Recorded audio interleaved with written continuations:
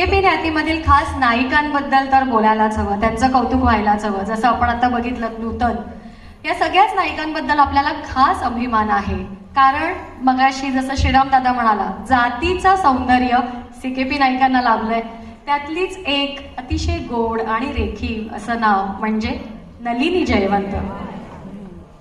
नलिनी जयवंत यांचं अजून एका सीकेपी नायिकेशी नातं होतं. कोणाला माहिती आहे का? आणि शोभना समर्थ यांच्यासोबत काय नातं होतं माहिती आहे का? मामे बहिणी. नलिनी जयवंत या शोभना समर्थ यांची मामे बहीण, म्हणजे आता आपण जिचं गाणं पाहिलं नूतन, तिची मावशी, असं त्यांचं ते नातं होतं. म्हणजे मला नेहमी वाटतं की सीकेपी न्यातीमध्ये ते नाती नाती जोडलेली असतात ना, ती हिंदी चित्रपट सृष्टीत सुद्धा जोडली गेली आहे. मग इकडे भेटल्यावर मला बऱ्याचदा असं वाटतं ही माझी मावशी आहे, ती माझी काकी आहे, ती माझी आत्या आहे. सो ते हिंदी चित्रपट सृष्टीत सुद्धा सगळ्या सीकेपी नायिका एकमेकींना भेटल्यावर असंच सांगत असतील, ही माझी आत्या बहीण आहे, ती माझी मामे बहीण आहे. म्हणजे अभिमान याचा आहे की सीकेपी न्यातीतील नायिकांचा सुद्धा तिकडे इतका छान ठसा होता की त्या एकमेकींना तिथे सेटवर सुद्धा बोलत असतील, याचा आपल्याला अभिमान आहे.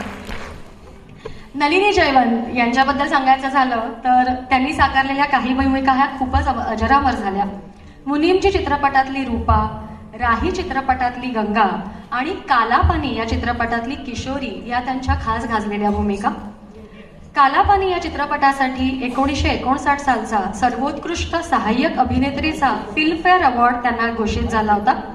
आपलं पुढील गाणं नलिनी जयवंत यांच्यावर चित्रित झालेलं 1950 सालचा समाधी या चित्रपटातलं, गायिका लता मंगेशकर आणि अमीराबाई कर्नाटकी. मला वाटतं गाणं ओळखलंय का? 2 गायिकांची मी नावं घेतली आहेत आणि समाधी चित्रपट, लता मंगेशकर आणि अमीराबाई कर्नाटकी. गोरे गोरे बाकी छोरे सादर करतायत सुखद्य आणि पूजा गडकरी.